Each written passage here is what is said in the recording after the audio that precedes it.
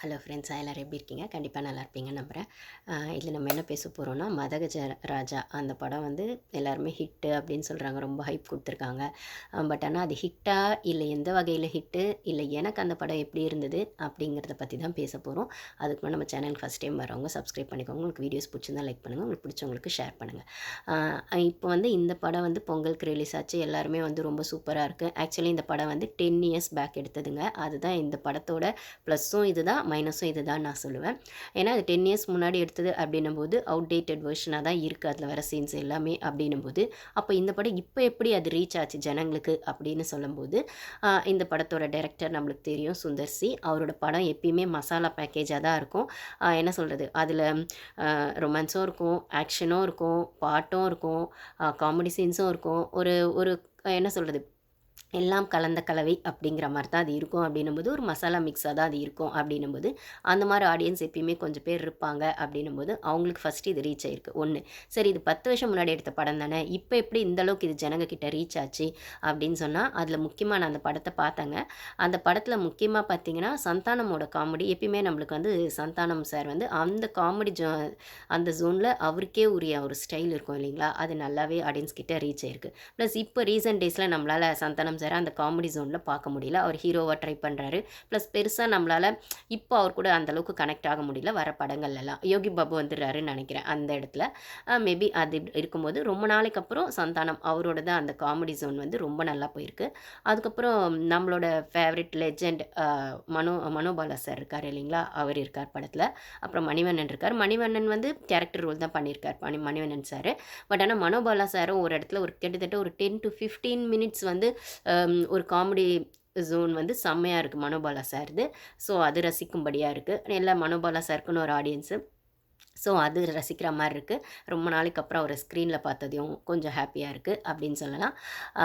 அதுக்கப்புறம் வந்து என்ன சொல்கிறது, இவரு அ இவங்க அஞ்சலி பார்க்குறோம். Varalakshmi ma'am 2 heroine. அதுக்கப்புறம் லாஸ்ட்ல சர்ப்ரைஸா ஒருத்தவங்களும் வராங்க அப்படின்னும்போது, இது அந்த 10 இயர்ஸ் பேக் ஒரு எப்படி ஒரு ரொமான்ஸ் சீன் ஒரு 2 பொண்ணுங்க, 3 பொண்ணுங்க சேர்ந்து ஒரு ஒரு ஹீரோவ லவ் பண்ணுவாங்க. தொரத்தி லவ் பண்ணுவாங்க. இல்ல அவங்களுக்குள்ள அந்த 2 ஹீரோயின்குள்ள என்ன பொசசிவ்னஸ் வரும் அப்படிங்கிற மாரி விஷயம்லாம் அதே கிரிஞ்சு அடிப்படையில தான் இருக்குது. பெருசா வந்து அதெல்லாம் என்ன சொல்றது, 10 வருஷம் முன்னாடி எப்படி நம்ம படம் பார்ப்போமோ அந்த மாரி தான் இருக்குது. இப்போ வந்து ஆனா ஒரு இடத்துலயும் அந்த மாரி விஷயங்கள் வரும்போது நம்ம மைண்ட்ல என்ன சொல்லிக்கணும்னா, இது வந்து அப்டேட்டட் வெர்ஷன் இல்ல. 10 வருஷம் முன்னாடி படம் இது இப்படி தான் இருக்கும். 10 வருஷம் முன்னாடி படம் இது இப்படி தான் இருக்கும். அப்படின்றத நம்ம மைண்ட்ல வச்சுக்கிட்டே தான் அந்த படம் பார்க்கணும்னு ஒரு சில இடத்துல தோணுது. அதுக்கப்புறம் விஷாலுக்கே உரிய அந்த ஆக்ஷன் ஹீரோ, ஃபைட்டு எல்லாம். விஷாலுக்கு வந்து இப்போ வந்து ரீசென்ட் டேஸில அவருக்கான அந்த ஹெல்த் இஷ்யூஸ்லாம் சோஷியல் மீடியால டாக்ல போயிட்டுருக்கு. கடவுள் புண்ணியத்தில அவர் சீக்கிரமா அதுலேருந்து ரெக்கவர் ஆகி வரணும் அப்படின்னு நம்மள கடவுள வேண்டிப்போம். பட் ஆனா இந்த படத்துல நம்ம விஷால வந்து பழைய ஆக்ஷன் ஹீரோ திமிர் படத்துல அதுலலாம் நம்ம எப்படி பார்த்தோமோ, சண்டைக்கோழிலலாம் அந்த மாரி பார்த்தோமோ, அந்த மாரி ஒரு விஷால பார்க்க முடியுது. ஸோ அதுவுமே விஷாலோட ஃபேன்ஸ்க்கு ஒரு நல்ல ஹேப்பியா இருக்கும் அப்படின்னு நெனைக்கிறேன். அவரோட அந்த ஃபைட்டிங் சீன்ஸ் ஆகட்டும், அவரோடது அந்த எமோஷ்னலா ஒரு மாரல் வேல்யூஸ் சொல்ற படங்கள் ஆகட்டும், தாமிரபரணி அந்த படம்லாம் நம்ம பார்த்துருப்போம். அதெல்லாம் எனக்கு ரொம்ப ஃபேவரைட் மூவிங்க விஷால்து. ஸோ வந்து அந்த படங்கள் அதாவது அவருக்குன்னே ஒரு ஒரு ஒரு ஒரு ஸ்டைல் ஆஃப் ஒரு இருக்கும் ஆக்டிங்கு. இல்ல அவர் சொல்ற அந்த வேல்யூஸ் சொல்லும்போது, அந்த ரிலேஷன்ஷிப்புக்கான வேல்யூஸ் சொல்லும்போது, அந்த மாரல் வேல்யூஸ், ஃப்ரெண்ட்ஸ்க்கான வேல்யூஸ் சொல்லும்போது, அவர் குடுக்குற அந்த எக்ஸ்பிரஷன் ஆகட்டும், இது எல்லாமே அவருக்குன்னு அந்த ஒரு தனி ஆடியன்ஸ் இருக்காங்க இல்லைங்களா? ஸோ அவங்களுக்கான விஷயமா இந்த படம் இப்ப நல்ல ரீச் குடுத்துருக்கு அப்படின்னு சொல்லலாம். பட் ஆனா இப்ப ரீசென்ட் டேஸ்ல விஷால் வந்து அந்த மாரி படங்கள் பண்றதில்ல அப்படிங்கிறது ஒரு விஷயமா இருந்தாலுமே, அவருக்கான ஹெல்த் இஷ்யூஸும் அதுக்கான ஒரு ரீசனா இருக்கு. ஸோ நம்ம அதுக்கு அவர் வந்து சீக்கிரமா அதெல்லாம் ரெக்கவர் ஆகி வரணும் அப்படின்னு நம்ப வந்து ப்ரே பண்ணிக்குவோம். ஆனா என்ன சொல்றது, இந்த படத்துல பழைய விஷால பார்க்கும்போது, அது வந்து நிஜமாவே ரொம்ப நல்லா இருக்கு. ஆனா அகைன் லாஜிக் இல்லாத மேஜிக்கா ஒரு கமர்ஷியல் ஹீரோ எப்படி வந்து அந்த படத்த குடுக்கணும் அப்படின்னு ஆடியன்ஸ் எதிர்பார்ப்பாங்களோ, அப்படிதான் அந்த படம் இருக்கு. சுந்தர் சியோட டைரக்ஷன் அப்படின்னு சொல்லும்போது, அங்கங்க அது வந்து அப்பட்டமா தெரியுது.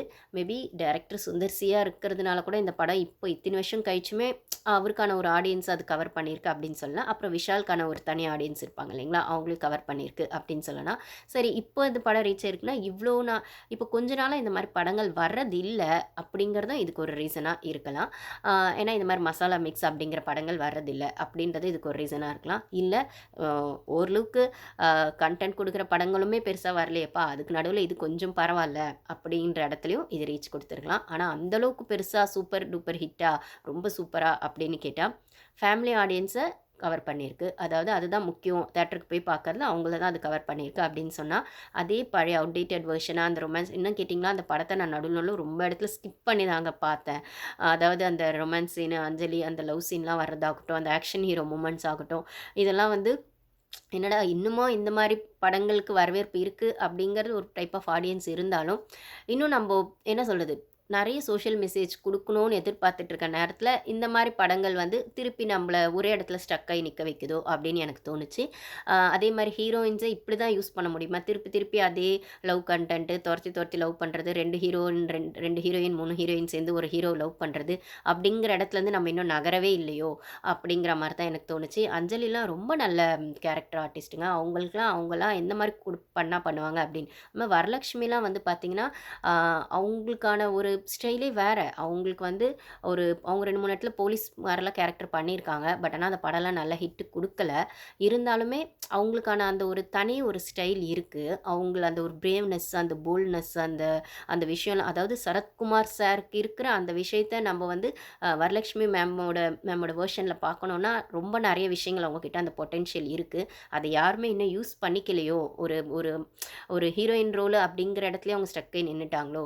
இன்னும் கொஞ்சம் நெறைய சோஷியல் மெசேஜ் சொல்ற இடத்துல, ஒரு நல்ல பிரேவ் லேடியா, ஒரு நல்ல பெரிய நல்ல சோஷியல் மெசேஜ ஸ்ட்ராங்கா சொல்ற இடத்துல, அவங்க அத சொல்லும்போது ஆடியன்ஸ்க்கு ஃபீமேல் ஆடியன்ஸ்க்கு நெறைய ரீச் ஆகறதுக்கு வாய்ப்பு இருக்கு. சோஷியல் மெசேஜா சொல்லும்போது அது நெறைய நல்ல ஆடியன்ஸ வந்து கவர் பண்றதுக்கான வாய்ப்பு இருக்கு அப்படின்னா, அந்த வகையில அவங்களுக்கான கேரக்டர் அவங்க இன்னும் சூஸ் பண்ணலையா? இல்ல அந்த மாரி கேரக்டர்ஸ் இன்னும் அவங்களுக்கு வரலையா?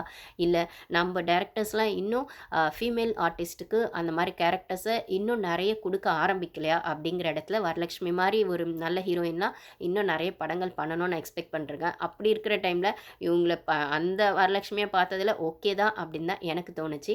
அஞ்சலியும் அதே மாரி தான். அவங்களுக்கெல்லாம் வந்து இன்னும் நல்ல பொட்டன்ஷியல் இருக்கு. பட் ஆனா சினி ஃபீல்ட் ஆப்வியஸா அதுவும் ஒரு மேல் டாமினேஷன் இருக்கிற ஒரு ஃபீல்டு தான். அப்படின்ற பட்சத்தில அவங்க ஒரு கமர்ஷியல் ஹீரோக்கு இருக்கிற வரவேற்பு ஒரு ஃபீமேல் கண்டஸ்டன்ட்டுக்கு சாரி கண்டஸ்டன்ட் எனக்கு வந்து பிக் பாஸ் பேசுறதுனால. ஒரு ஃபீமேல் ஆர்டிஸ்ட்டுக்கு இருக்கான்னு கேட்டா, அது கண்டிப்பா கம்மியா தான் இருக்கு அப்படின்னும்போது, இப்போ சூர்யா சார் படங்கள்லயும், அஜித் சார் படங்கள்லயும், ஆ இப்போ விஜய் சார் படத்தில அந்த சிங்கப்பெண்ணே பாட்டு வந்தப்புறம் தான், சிங்கமா நம்ம எப்பயுமே பாய்ஸ தான் ப்ரொஜெக்ட் பண்ணிருக்கோம். ஏன் ஒரு பொண்ண சிங்கமா ப்ரொஜெக்ட் பண்ணா என்ன? அப்படின்னு ஏ.ஆர். ரஹ்மான் சார் அந்த பாட்ட எடுத்து வச்சதுலேருந்து தான், நம்ம ஒரு ரீசென்ட் ஒரு 2 ஆர் 3 இயர்ஸ்ல இருந்து தான் அத கொஞ்சம் கொஞ்சமா மெருகேத்திட்டு இருக்கோம் அப்படின்னா, இன்னும் நம்ம போக வேண்டிய தூரம் நெறைய இருக்கு அப்படின்னா, இப்போ இந்த படம் வந்து திருப்பி நம்மள கேர்ள்ஸ வந்து அந்த இடத்துலயே ஸ்டக் பண்ண வைக்கிறதும், இல்ல கமர்ஷியல் ஹிட்டுக்காக இப்படி தான் நாங்க படம் குடுத்தா தான் படம் ஓடும் அப்படிங்கிற இடத்துலருந்து அந்த படத்த பார்க்கும்போது, என்னடா இது இன்னமும் இதுக்குள்ளேயே தான் லாக் ஆகியிருக்கணுமா அப்படின்னு தோணுது. ஆனா அதுக்குன்னு ஒரு தனி ஆடியன்ஸ் இருக்க தானே செய்றாங்க. அவங்களுக்கு இந்த படம் புடிச்சிருக்கு. அவங்க குடுத்த ஹைப் தான் இது நல்லாயிருக்கு, நல்லாயிருக்கு அப்படின்னு என்னாலலாம் ஒரு 40, 45 மினிட்ஸ்க்கு மேல அந்த படத்த ஸ்கிப் பண்ணாம பார்க்கவே முடியலங்க. ஸ்கிப் பண்ணி என்ன கன்டென்ட் அப்படி தான் பார்க்குற மாரி இருந்தது. அப்படின்னும்போது ஓகே விஷாலோட acting okay. Sundar C sir தான் ஆஸ் யூசுவல் எப்பயும் போல அந்த மசாலா மிக்ஸு. பட் ஆனா கேர்ள்ஸ வந்து அந்த இடத்துலயே ஸ்ட்ரக் பண்ணி வச்சது எனக்கு டோட்டலா புடிக்கல. அந்த சீன்லாம் வரும்போது நான் ரொம்பவே ஸ்கிப் பண்ணிட்டேன். சரி அப்ப கதை தான் என்ன? அந்த அளவுக்கு ஹைப் குடுக்கறதுக்கு வெறும் கமர்ஷியல் ஹீரோ அந்த கதை தான் இருக்கான்னா, ஆப்வியஸா வந்து என்ன சொல்றது? கமர்ஷியல் ஹீரோ அந்த ஃப்ரெண்ட்ஸ்க்கு சப்போர்ட் பண்ணுற கேரக்டர் தான் விஷாலோட கேரக்டர் அப்படின்னும்போது, அந்த ஃப்ரெண்ட்ஸ் ஜோன்ல ஒருத்தரா தான் சந்தானம் வராரு.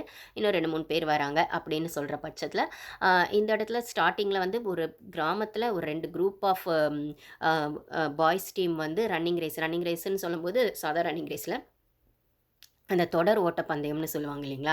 அந்த டார்கெட் அச்சீவ் பண்ணுறதுக்கு அங்கருந்து பாஸ் பண்ணி ஒவ்வொருத்தரா ஓடி அந்த கோல வந்து அவங்க ரீச் பண்ணணும் அப்படிங்கிற மாரி தான். ஸோ இது ஒரு ஸ்கூல்ல 2 குரூப் ஆஃப் பாய்ஸ்க்கு நடக்குது. அந்த 2 குரூப்ப லீட் பண்றது 2 மாஸ்டர்ஸ் அப்படின்னும்போது, அந்த 2 மாஸ்டர்ஸ்க்குள்ள ஒரு பெர்சனல் விஷயம் இருக்கு. பெர்சனல் ரிவெஞ்ச் உள்ள இருக்கு அப்படின்னும்போது, ஒரு மாஸ்டரோட தங்கச்சி இன்னொரு மாஸ்டர் வந்து லவ் பண்ணி மேரேஜ் பண்ணிறாரு.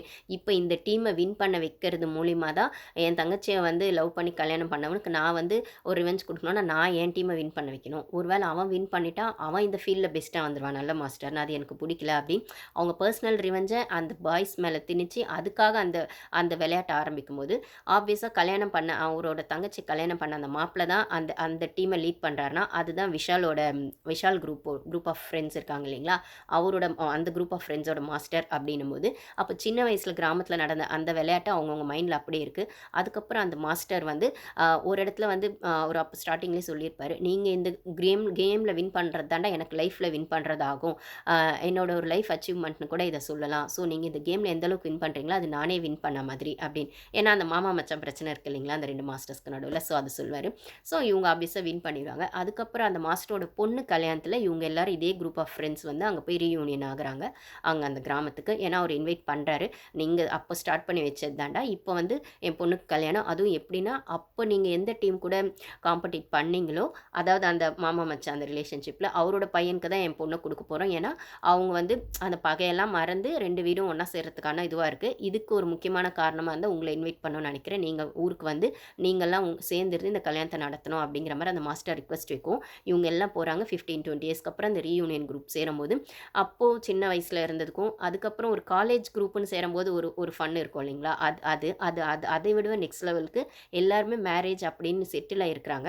சந்தானமுக்கும் மேரேஜ் ஆகிடுது, இன்னும் 2-3 ஃப்ரெண்ட்ஸ்க்கும் மேரேஜ் ஆகிடுது, விஷாலுக்கு மட்டும் தான் ஆகலை. அப்படின்னும் போது அவங்கவுங்க ஃபேமிலியோடு அங்கே வராங்க, ஒய்ஃபு குழந்தைங்க மாமியார் அப்படின்னு வர்ற பட்சத்தில் அப்போ அந்த மொத்தமாக இருந்து அந்த கல்யாணத்தை நடத்துகிறாங்க அப்படின்றது தான் கதை. அப்படின்னும்போது அந்த கல்யாணத்தில் இருக்க அந்த ட்விஸ்ட் அண்ட் டர்ன்ஸ் தான் கதை.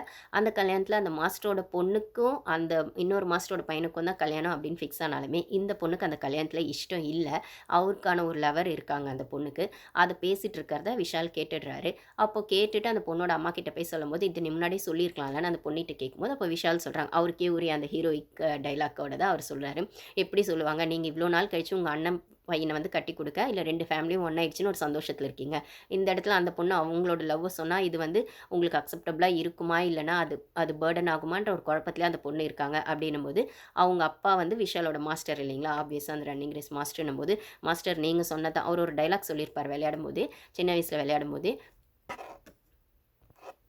அதாவது லைஃப்பில் எதில் ஜெயிக்கிறோம் அப்படிங்கிறது இல்லை, எதை ஜெயிச்சா லைஃப்பை ஜெயிக்க முடியும்னு நீங்கள் சொன்னது தான் மாஸ்டர் சின்ன வயசில் அப்படின்னு சொல்லும்போது அப்போ உங்கள் பொண்ணோட லைஃப் தான் முக்கியம்னா நீங்கள் பேசி உங்கள் பொண்ணு ஆசைப்பட்ட பையனுக்கு கல்யாணம் பண்ணுவீங்க. அப்போ இதுக்கு வந்து நீங்கள் வந்து உங்கள் மச்சாங்கிட்ட பேசுவீங்களோ இல்லை அந்த ஃபேமிலிகிட்ட பேசுவீங்களோ இது உங்கள் இஷ்டம், ஆனால் உங்கள் பொண்ணோட லைஃப் முக்கியம்னு மைண்டில் வச்சுக்கோங்க அப்படின்னு ஒரு அட்வைஸை கொடுக்குறாரு. அவங்க மாஸ்டர் ஓகே என் பொண்ணுக்காக நான் இதை செய்கிறேன்னும் போது அதை செய்கிறதுக்கு தான் நைட்டு எல்லாம் பேசுகிறாங்க. பட் ஆனால் அகெயின் அது மறுநாள் அந்த பையன் கூட, அதாவது பேசி வச்ச மச்சானோட பையன் கூட தான் அந்த கல்யாணம் நடக்குது அப்படின்ற பட்சத்தில் அது ஏன் என்ன அப்படிங்கிறது தான் ட்விஸ்ட்டு. அதுக்கப்புறம் மாற்றி அந்த பொண்ணு ஆசைப்பட்ட பையனுக்கே விஷால் அந்த கல்யாணத்தை பண்ணி வச்சிடறாரு. ஸோ இதோட அந்த கதை முடிஞ்சிருந்தானா இது வந்து அதில் ஒரு பார்ட்டு. ஸோ இங்கே ஸ்டார்ட் அவரோட ஹீரோயிக் மூமெண்ட் கண்டினியூ ஆகுது. அப்புறம் சந்தானக்கும் அவர் ஒய்ஃப்க்கும் அவங்க எல்லாருமே குரூப்பாக வந்து ஒய்ஃபு குழந்தைங்கன்னு வந்தாலுமே ஒருத்தருக்கு ஒரு பர்சனல் இஷ்யூஸ் இருக்குது. அப்போ வந்து சந்தானமோட பர்சனல் இஷ்யூ என்னென்னு விஷாலுக்கு ஓரளவுக்கு புரியுது. ஏன்னா அவங்க 2 பேரும் மியூச்சுவல் டைவர்ஸ் அப்ளை பண்ண பார்க்குறாங்க. இந்த கல்யாணத்தை அட்டன் பண்ணதுக்கப்புறம் அட்டன் பண்ணிக்கலாம் அப்படிங்கிற இடத்துல இருக்காங்க. அங்கே அவங்களுக்கு ஒரு குழந்தை இருக்குது. அப்படின்னும் போது அந்த குழந்தைக்கு அப்பாவும் வேணும் அம்மாவும் வேணும்னு அந்த குழந்தை ஆசைப்படுது. அப்படிங்கிறத புரிஞ்சுக்கிட்ட விஷால் 2 பேருக்குமான அந்த மிஸ் அண்டர்ஸ்டாண்டிங்கை சேர்த்து வைக்கிறாரு. ஸோ இது 2 சேர்த்து வைக்கிற பட்சத்தில் இன்னும் 2 ஃப்ரெண்ட்ஸு நீ இதெல்லாம் சரி பண்ணிட்டா எங்களுக்கு வேறு மாதிரி பிரச்சனை இருக்குது, இந்த கல்யாணம் பண்ணதுக்கப்புறம் போய் நாங்கள் அதை எப்படி ஃபேஸ் பண்ண போகிறோம் தெரியல அப்படிங்கிற மாதிரி அந்த 2 ஃப்ரெண்ட்ஸ் சொன்னோம். அப்படி என்னடா பிரச்சனை அப்படின்னு சொன்னால் ஒருத்தருக்கு ஃபினான்ஷியலாக பிரச்சனை, ஒருத்தருக்கு வந்து ஏதோ அதாவது கலெக்டராக இருக்கார் ஒரு ஃப்ரெண்டு. ஸோ அவர் வந்து அரெஸ்ட் பண்ணி அவர் பெயிலில் தான் வந்திருக்காரு. அப்படின்னும் போது அவர் மேலே அவரோட கரியரில் அந்த ஒரு கம்ப்ளைண்ட் இருக்குது, போலீஸ் கம்ப்ளைண்ட். அப்படின்னும்போது அதை வந்து ஒரு பொலிட்டிக்கல் இன்ஃப்ளூயன்ஸ் இருக்க ஆளால் அவருக்கு அதை வந்துச்சு. இவர் வந்து லஞ்சமே வாங்கலை, ஆனால் வாங்கின மாதிரி ஒரு விஷயத்தை க்ரியேட் பண்ணாங்க. அப்போ இன்னொரு ஃப்ரெண்டுக்கு ஃபினான்ஷியலாக ஒரு விஷயம் இருக்குது.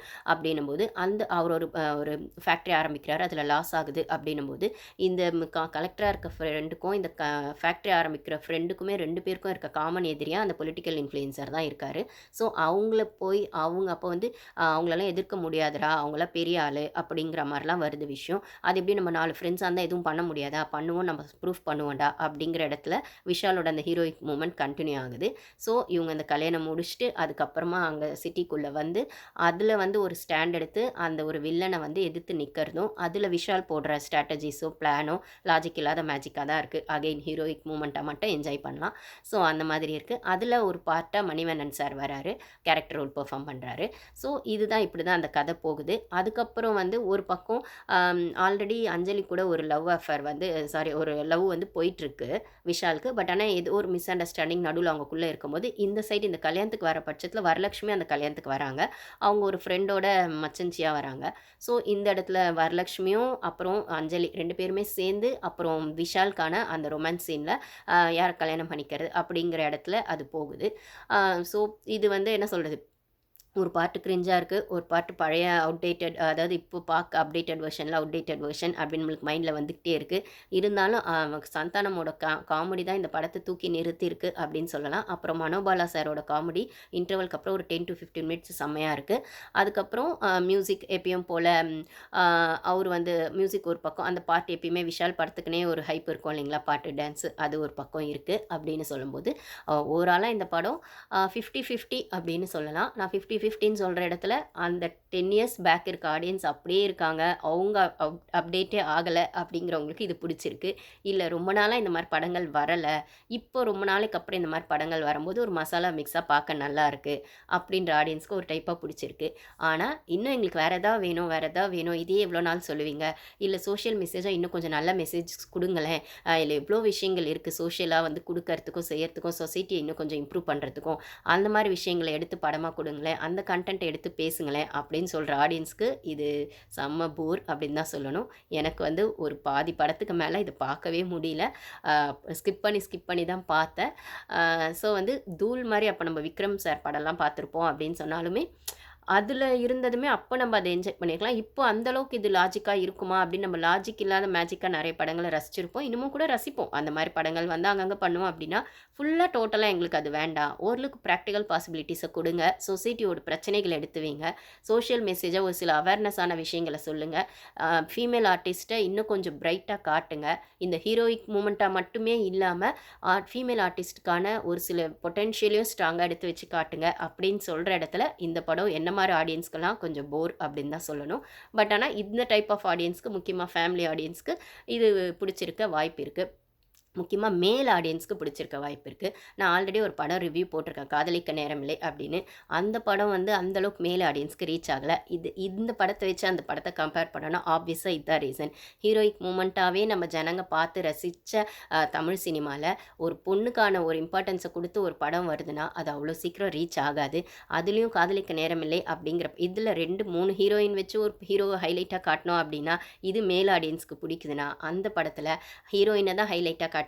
ஹீரோயின் பேர தான் அந்த படத்தோட ட்ரெய்லர்லேயே ஃபர்ஸ்ட்டு போட்டிருக்காங்க. நித்யா மேனன், அப்புறம் வந்து ஜெயம் ரவி அப்படின்னும்போது, அந்த படத்தோட கான்செப்ட்டுமே ஒரு நல்ல செல்ஃப் கான்ஃபிடன்ஸ் இருக்கிற ஒரு பொண்ணு வந்து, அப்புறம் செல்ஃப் கான்ஃபிடன்ஸ் கம்மியா இருக்கிற ஒரு பையன் அப்படிங்கிற ஆங்கிள்ல தான் கொண்டு போறாங்கன்னா, இல்ல ஒரு பையன நம்பி அதாவது கல்யாணம்ன்ற லைஃப்குள்ள போய் தான் குழந்தை பெத்துக்கணுமா? அது ஒரு ஆம்பளைய நம்பி குழந்தை பெத்துக்கணுன்றதுக்காக அந்த கமிட்மெண்ட்டுக்குள்ள போகணுமா? இல்ல எனக்கு குழந்தை வேணும். பட் ஆனா அந்த கல்யாணம்ன்ற விஷயம் எனக்கு வேண்டாம். அதில எனக்கு ட்ரஸ்ட் இல்ல. ஐ மீன் எனக்கு யார் மேலயும் ட்ரஸ்ட் வைக்க முடியல அப்படின்னும்போது, அந்த ஒரு லவ் பிரேக்கப்க்கு அப்புறம் அந்த ஒரு பொண்ணு அந்த டெசிஷன ஸ்ட்ராங்கா எடுத்து, ஆனா எனக்கு குழந்தை வேணும், குழந்தை மேல ஆசை இருக்கு அப்படின்னா, அத நான் தனியா டெஸ்ட் டியூப் பேபி அப்படிங்கிற இடத்துலேருந்து அத ட்ரை பண்றேன் அப்படின்னு ஒரு ஸ்ட்ராங்கான மெசேஜ வந்து கிருத்திகா மேம் எடுத்து வச்சிருக்காங்க அப்படின்னு சொன்னா, அது ஹேட்ஸ் ஆஃப் டூ கிருத்திகா மேம்ன்னு சொன்னாலுமே, அதுக்கான ஆடியன்ஸ் ரொம்பவே கம்மி. இல்ல இனிமே தான் அதுக்கான ஆடியன்ஸ் வந்து கொஞ்சம் கொஞ்சமா வளர்ந்துட்டு இருக்காங்க அப்படின்னு சொன்னா. பிளஸ் அது ஒரு ராயல் அந்த ஒரு என்ன சொல்றது? ஒரு மிடில் கிளாஸ் அப்படிங்கிற இடத்துலேருந்து அது யோசிச்சா அது ரொம்ப பெரிய விஷயம் தான் ஒரு பொண்ணுக்கு. பட் ஆனா, அந்த இடத்துக்கு போகணும் அப்படின்னு ஒரு பொண்ணு யோசிக்கிறான்னா, முதல்ல அவளுக்கு அதுக்கான நாலேட்ஜ் வேணும். அதுக்கான படிப்பறிவு அவளுக்கு வேணும். சொசைட்டி அவளுக்கு சப்போர்ட் பண்ணுதோ இல்லையோ, அவள வந்து மேனேஜ் பண்ணிக்க முடியுன்ற செல்ஃப் கான்ஃபிடன்ஸ் வேணும். அப்படிங்கிற இடத்துல அந்த படம் அந்த ஒரு சோஷியல் மெசேஜ அது வந்து ஃபீமேல் ஆடியன்ஸ்க்கு குடுக்குது. இல்ல ஃபீமேல் ஆர்டிஸ்ட்ட வச்சு தான் அந்த கன்டென்ட் அப்படி குடுக்க முடியும் அப்படின்னா, அப்படி ஒரு படத்துக்கு சப்போர்ட் பண்ண ஜெயம் ரவி சாருக்கு தான் நான் ஹேட்ஸ் ஆஃப் சொல்லுவேன். அப்படின்னு சொல்ற இடத்துல அந்த படத்தையும் இந்த படத்தையும் கம்பேர் பண்ணி பார்த்தோம்னா, இது இது டோட்டலா அவுட்டேட்டட் வெர்ஷன் அப்படின்னாலுமே, அதுக்குன்னு ஒரு ஆடியன்ஸ அது கவர் பண்ணியிருக்கு. அது அப்டேட்டட் வெர்ஷன் அப்படின்னா, இன்னும் அந்த இடத்துக்கு நம்ப ரீச்சே ஆகல அப்படின்னும்போது, ரீச் ஆக ட்ரை பண்ணிட்டுருக்க இடத்துல இது ஒரு நல்ல இனிஷியேஷன் அப்படின்னு அந்த படத்த சொல்லுவேன். இதுதான் எனக்கு வந்து இந்த மதகஜ ராஜா அப்படிங்கிற படத்தோட ரிவ்யூவா நான் பார்க்குறேன். ஸோ எனக்கு இந்த படம் பெர்சனலா பெருசா என்ன சொல்றது? கனெக்ட் ஆகலை. மேபி 10 வருஷம் முன்னாடி பார்த்துருந்தா, அப்போ இருக்க அந்த ஹீரோயிக் மூமெண்ட்டு கனெக்ட் ஆகிருக்கலாம். இப்போ வந்து இன்னும் வேணும், இன்னும் நிறைய கொடுங்க கொடுங்க அப்படின்னு யோசிக்கிற இடத்துல எனக்கு அந்த யோசனை வர பட்சத்தில் என்னால் இந்த படத்தை பெருசாக ஹைப்பெல்லாம் கொடுக்க முடியாது கைஸ், எல்லாரும் கொடுக்குற மாதிரி. ஸோ இது ஓவராலாக ஓகே. ஒரு லீவ் நாளில் ஒரு டீ குடிச்சிட்டு ஒரு கேடிவிலையோ சன் டிவிலையோ ஏதோ ஒரு படம் பார்த்தா என்ஜாய் பண்ணுவோன்னா அப்படி பார்க்கலாம். பட் ஆனால் எந்த மெசேஜ்னு பெருசாக இது எதுவும் இல்லை, புதுசாக சொல்கிற மாதிரியும் எதுவும் இல்லை. ஆஸ் யூஷுவல் 10 வருஷம் பேக்கில் இருக்க ஒரு அவுடேட்டட் வெர்ஷன் ஃபில்ம் அப்படின்னு தான் நான் சொல்லணும். Thank you guys.